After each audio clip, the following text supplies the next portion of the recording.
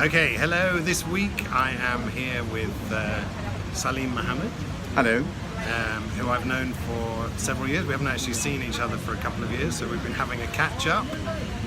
Salem has been in Indonesia for This time about almost 5 years. okay. yeah. The first time you came here? Was actually in 2000, well 99 until 2001. So we've been here almost the same amount of Yes, time almost, in total. yes. And Salem owns and runs Brand Minds. I run it. Part owner? Part owner. I'm actually the management partner in the company. Yeah. Managing partner. Yeah. And Brand Minds is a Brand Mark, sorry, Yes. is a corporate We're a corporate brand strategy consultancy. consultant. Yeah. Okay. And we've been having a chat about lots of things, but maybe I just ask you. You've been in Indonesia for quite a long time. How do you feel about Indonesia 2018?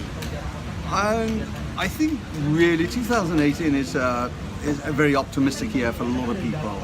And I think at the beginning of every year, people always say that it's going to be a great year. Yes, true. But what I see, quite frankly, is that I don't see a lot of movement and I don't see a lot of energy at the moment. And I work with a lot of senior managers. I work at the board level. I think what Indonesia is going through is a lot of problems at the moment, in my opinion, in terms of reshaping, transforming, and reinventing themselves. And I think that's where I think the challenge is going to be. And for that reason, I don't see a lot of great opportunities for commerce and business to grow. And I think that's going to be one of the issues. That's my opinion. What do you think is the number one challenge that Indonesia faces?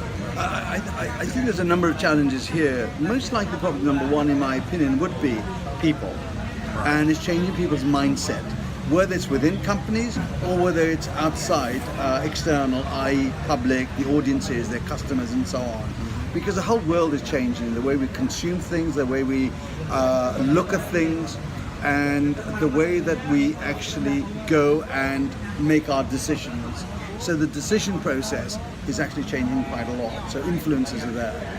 And people say that digital is probably one of the most disruptive aspects of today's life, but I don't think it is. I think digital is really helping build momentum, and I believe that momentum is, I think, what we need to harness, both as individuals, as corporations, as entrepreneurs, as business people. Well, maybe that brings us on to another topic then. So how do you see digital in Indonesia? How is Indonesia doing in the new world? In the new world, globally, I think digital is misunderstood. What we hear about is those that are involved in the business, that are actually merchandising, that are actually creating the digital space, are actually over-promising and overdoing everything. And they're the ones that are driving, if you like, our perception, our attitude, and our belief to it. In reality, I think digital is a long way to go. Very much, I think, if you look at it, is the way that people communicate, the way that the people interact, and the way that they go out and look at services, shopping, and so on. I think that's where the digital space is. And I think basically what it's doing is actually creating microeconomies. And that's what I think. And for example, if you look at Uber or you look at Grab in Indonesia, those in my opinion are microeconomies. Why? Because they're giving opportunity to people to upscale, to go up in their social life, in their business, and become more entrepreneurial.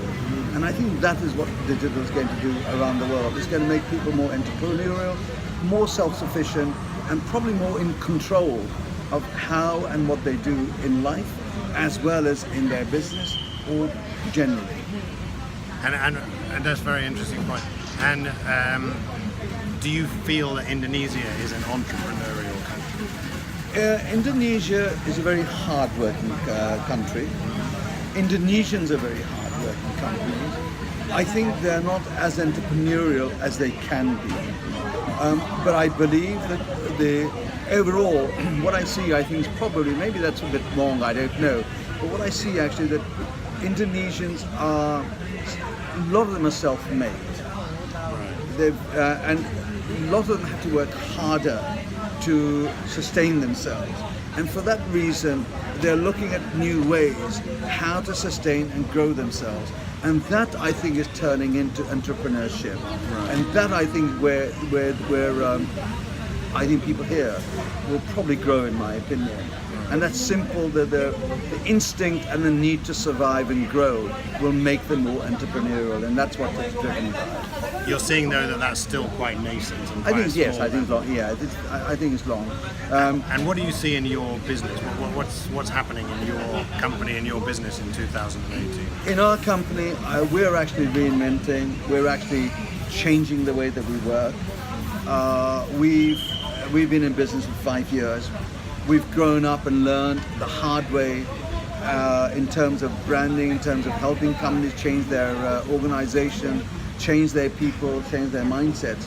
So what we're actually doing is we've learned a lot from that. And what we're looking at is not how to be more competitive, but one, how to be more efficient, how to create more value for our customers and for ourselves, basically. And we're looking at how and where we can be of value to them. Rather than just providing a service, how can we be their partners to help them realize their business goals, help them realize their visions, to set up their structure, their framework, the skill sets, and so on. And that is the area that we're moving in. And that means we're actually moving more and more into more strategic consulting rather than service provision. And well, you've spent a lot of time in advertising, marketing, branding. Do you think that Indonesian companies are moving more in that direction? Indonesians have always been in that space, but quite frankly, they're not really making a great strides in that area. I think it's probably because of the fact that there is a lack of skill and knowledge, and I think that's what needs to be done. With the advent of digital, it's disrupting them. It's also actually creating new systems, and I think it's creating new challenges for them. How do they then, create and move forward? Advertising as a whole, yes, I think it's fairly well established. It's one of the biggest markets in the world. Right. There's a lot of spend behind that. That's interesting. How does Indonesia compare then? When you say it's one of the biggest in the world? Well, I think in terms of first of population, in terms of media spends, in terms of product marketing and so on, it's just simply quite large. Off the top of my head, I can't give you the figures, but I can say that overall, there is a very large, if you like, business platform within the advertising world. Media, for example, is very well developed here. Yeah. You've got something like 23 different stations. You've got hundreds of regional and national radio stations. So that tells you the consumption habit is very big. Right. I think in terms of players, marketing companies, there are only a handful of players. Right. The wealth in terms of the spend and the budgets are in the hands of probably about 30 companies in Indonesia. Right. They probably account for maybe about 60 or 70% of the spend. In terms of media, there are probably about 5 or 6 major groups that will dominate that. So it's a very uneven platform. So would you say a lot of room for growth? Absolutely. There's for everyone, in my opinion. I think this is one. I mean, we work with large organizations, banks, and consumer companies, and I think they're always challenged not how to grow themselves, because I think they know how to do that. Is I think how to expand and build their business platform, I think, really, in terms of distribution and so on. So there's a lot of opportunity here. How to deepen their relationship. Yeah, absolutely. That's very interesting. Okay, thank you. Okay, well, thank you very much. It's been a pleasure meeting you, Sebastian. It's been great, and I hope to catch up with you again. Thank you.